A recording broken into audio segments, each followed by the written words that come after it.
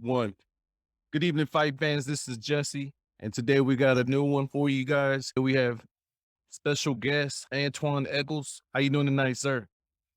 All right. And I would like to say hey to all the fans. And yeah, I guess you see me wearing a mask, and that's because my computer's got a virus. So sorry about that, you guys. Ah, Uh, with the computer got the corona thing too. When the audience who's all viewing there. Yeah. Go ahead, uh, Jess. all right, champ. So you competed in the middleweight division. In that time, you've held the USBA, NABF, and the That's NABF championship. sir. I fought middleweight at middleweight. That's who I started at. And my whole career was built from the middleweight division. And then after I went down to Florida in probably 2000 or something, I still was middleweight, but I'm training with I was training with Dan Birmingham, and Russell Belt offered me $1 million. So to go up to 168 to fight Charles Brewer, I said, bring it on. And shit, that was my first $1 million payday, so I took it and came out victorious. I love that fight. Ain't nothing gonna beat me when it come to money. So a few people won't know this, but we'll definitely place highlights of that. But in that fight, in the second round, you fell 3 times.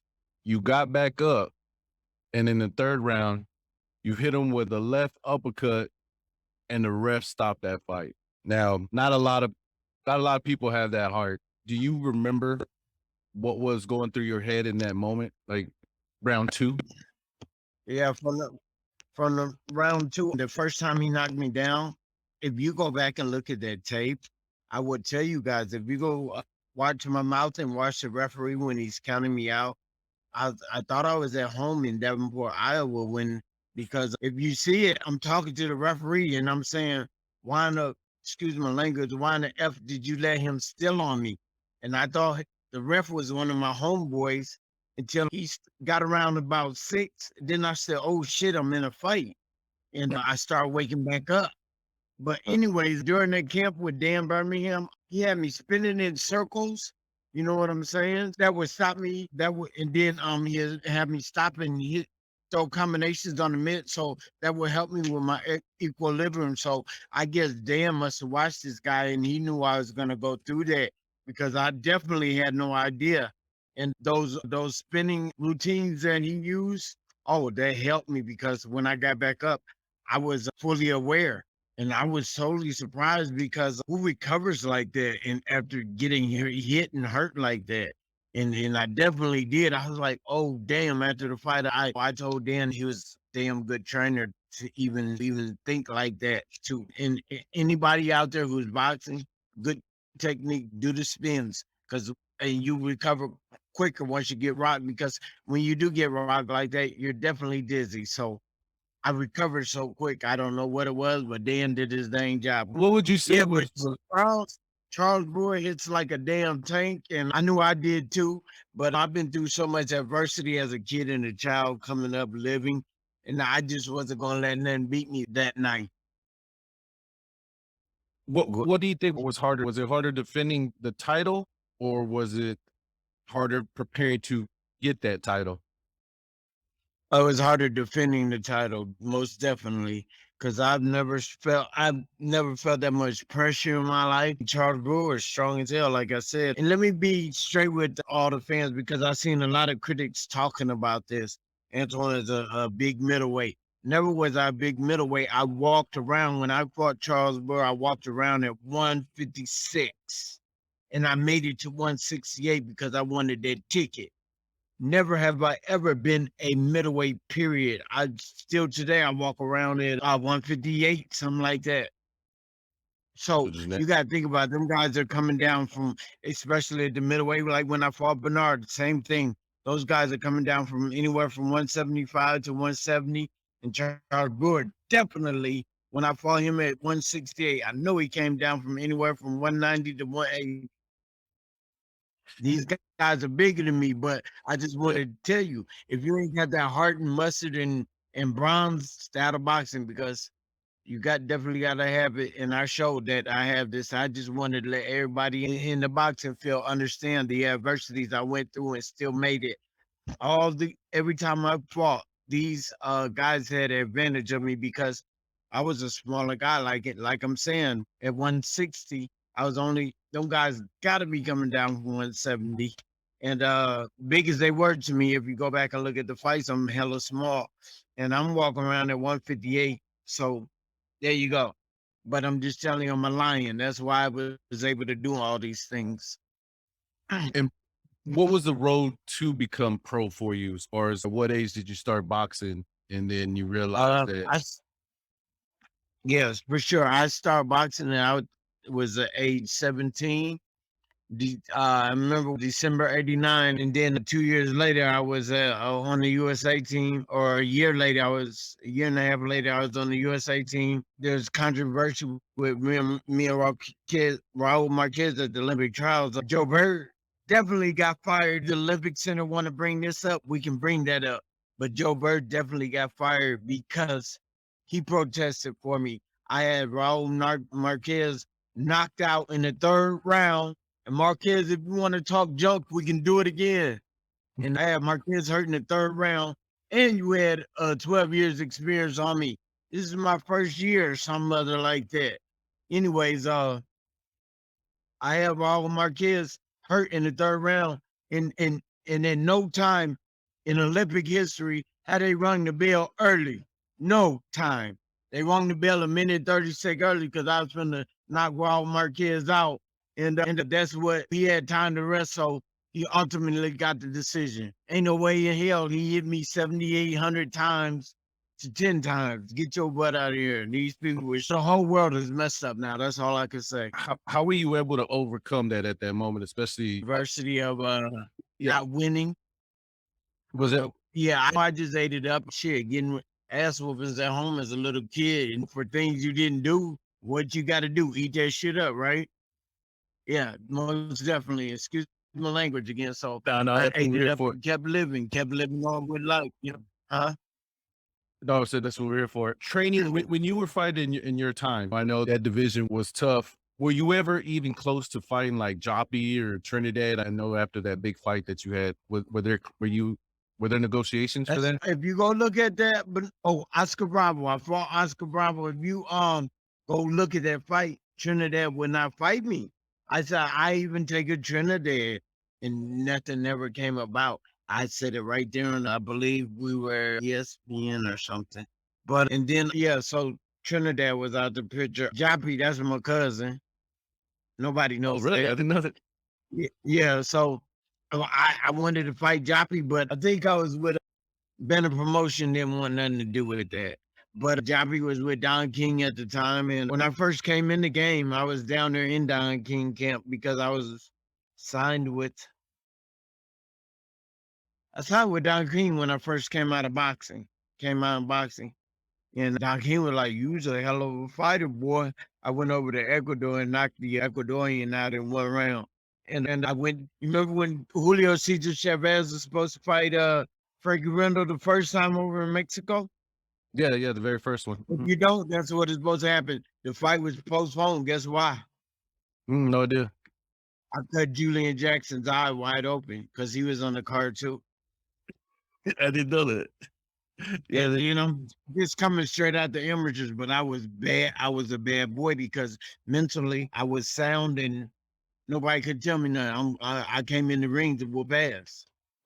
And that's all my career was about. Just I wasn't even thinking about making no money. I just was. There's a lot of abuse in my home when I was a little child, and I just took my anger out on my opponents. I didn't even give a damn about the money. I just wanted to kick some ass. I didn't even know. I didn't get into boxing for fame or any of that. I just wanted to whoop people. To come back to Davenport, Iowa, and say, "Hey, I did this and I did that." When you trained for those fights and you just said it and you were able to make that switch, you're going in there to fight, you were ready to fight. How do you separate that and then when you're out of the ring? Because I take it you're two completely people. How does one separate that? That's a good question. I thought there was a separation, but there's not because anger here, anger there. And my tough exterior was there at home. My tough exterior was inside the ring. There's no separation because it was the same thing. You understand what I'm saying? I'm releasing my power out on whatever's standing in front of me because you're not going to take what I got and make me into a nothing. A nothing. I wanted a name, and then that's what I set out to do. Got a name. But as time went on, I started to understand the boxing world, and I wasn't proficient in talking to the commentators. Didn't understand that because my mom didn't teach. I hate to say that. I wasn't taught a lot at home. Mhm, mhm. You understand what I'm saying? When I was in kindergarten, on all it was ass whoopings. I didn't know nothing else. And how were you able to carry that? Because here's the thing, you had to carry that emotion and that anger. I did. You did it, we did it, but you boxing's a mental. How did you have that? Like, for those boxers that Oh, fought you, how did you right. You saying how did I control that mental thing as far as deciphering this and that? I totally understand what you're saying. Shit, it wasn't no deciphering. I just went in there with ass because with the techniques and skills I was taught through the years, I knew what to do with them, but I still wanted it. My mental was just that. Use those skills I got with the anger, and I didn't have to decipher. I just knew that I could get the job done with the skills I learned with, you know? There was no confusion. Let me answer you that way. There was no confusion. I knew how to take that and use it with my anger. I mean, and I totally understand what you're saying because sometimes people get, confused and don't know what they're doing in the ring because they say they got confused with between their life, whatever's going on in their life and at home, and then what they had to do in the ring. Not me. I was different. I just was different. And I can't really explain it. I just was different.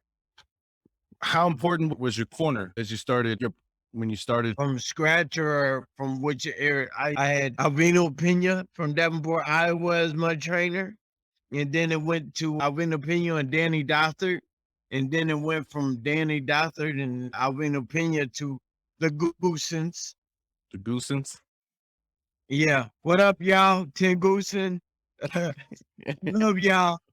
But and then I went from 10 Gooses to I was raised in Florida too. So when I went to St. Pete, I was already, it wasn't like I was coming into something new because I was already from there. I grew up in Day City, Florida. I went to school with Darren Hembrick. You know what I'm talking about? Mm-mm, mm-mm. He played for the Dallas Cowboys. Okay. Right. So yeah, it's crazy. I met a lot of people and I went to school with him. And so I grew up in the Florida area, so I was used to. When I went in there, I didn't have to get used to people, and that might be a flaw to you when you're training. You gotta get used to people and everything. And Winky, he was my sparring partner, which he was already a champion, and I had three Wiki great White? champions. Huh? T and God, what is his name? Daryl. I can't remember Daryl last name, but I'm sorry, Daryl. You my man still. And Keith Thurman. We were all sparring partners. Wow. So Keith Thurman, matter of fact, Keith Thurman got a fight coming up on the 5th, right? Yeah. Yeah. And I want to send a shout out to my man. Me and Keith used to spar like a mug. I don't know if you ever seen the video, but Keith Thurman, trainer told me if I keep hitting his fighter like that, and Keith has said he's always talking about it, that he's gonna go out in the truck, get a gun, and shoot me. I'm like, what? I'm not here smart. How y'all gonna shoot? Yeah. Do you feel for him? My career was illustrious, man. I got a lot to tell, man, but go ahead. Do you feel that the sport's changed since you fought, and then now with the promotional side of it? I don't know what is changing the sport of boxing, but it's different. It's more so that what I seen was the fighters were begging for money. We fighting for pennies, and which they were. Just like when we came up with fighting for pennies. I'm glad it changed, but now that it changed, the little young cats is not fighting. You understand what I'm saying? And Yeah. then they want to pick their fighters. We couldn't pick our fighters. No, we had to fight what was in front of us. But it most definitely changed. And you little fucks is getting too much money and picking bullshit fights. What would be a fight that you would want to see this year happen? You know what, bro? Ever since this little derailment of this boxing, they picking fighters and whatever, I don't even know the game no more because I just quit watching boxing. I don't even know who is who. And sorry about that, audience, but it is what it is. Y'all know it's bullshit out there too. Is there still boxers that you still have that you still talk to?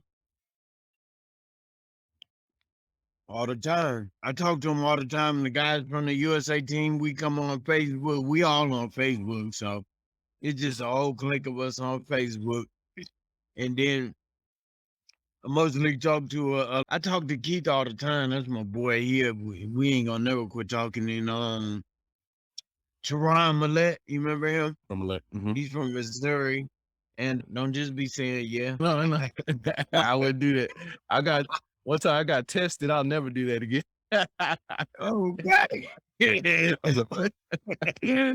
You already know that, my man. Oh, I like you. Okay. Yeah. You know, there's a lot of guys I still talk to, though. Yeah. Yeah. I just think, go ahead. What would be one thing that you wish that you could tell somebody that's watching this, a prospect or a contender, what that you didn't know that you could probably give them that knowledge? First off, when y'all get into the boxing game, make sure you pick the right people that's on your team and in your corner because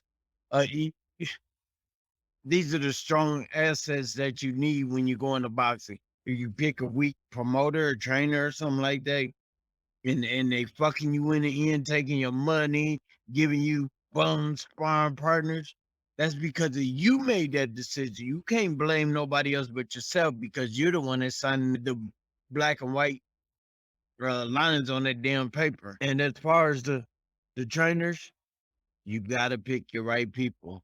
If you don't pick them, you're gonna have to deal with them.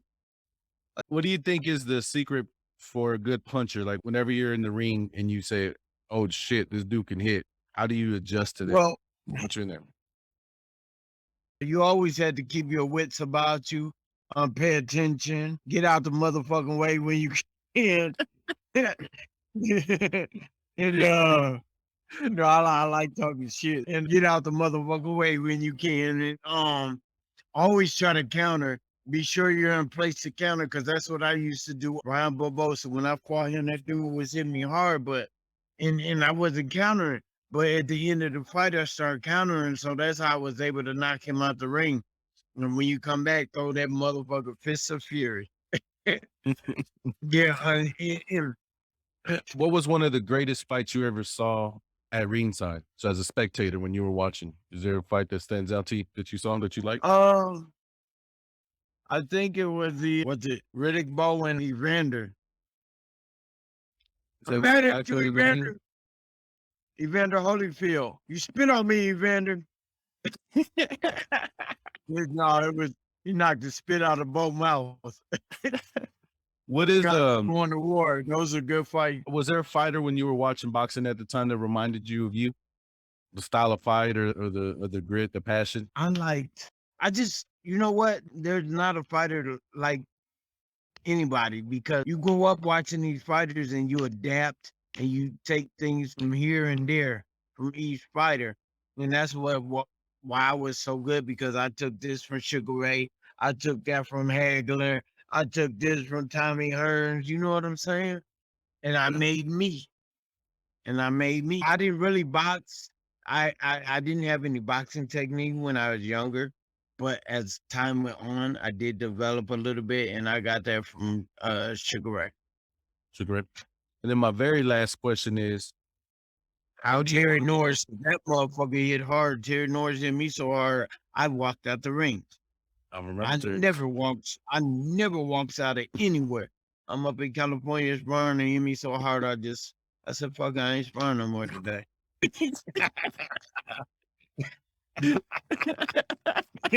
And I know you can imagine that punch touching you. Woo! I ain't sparring no more.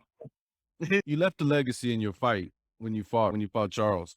How do you want to be remembered when it's all said and done? I wanted to, if I could tell you about the Quad City, I just want my people to love me. That's all I want. And then where can the fans find you? Or how can people keep in touch with You can hit me at Antwun53@gmail.com, or you can hit me on Facebook.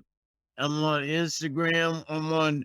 Oh, come see me at Tinder. No, I'm on Tinder.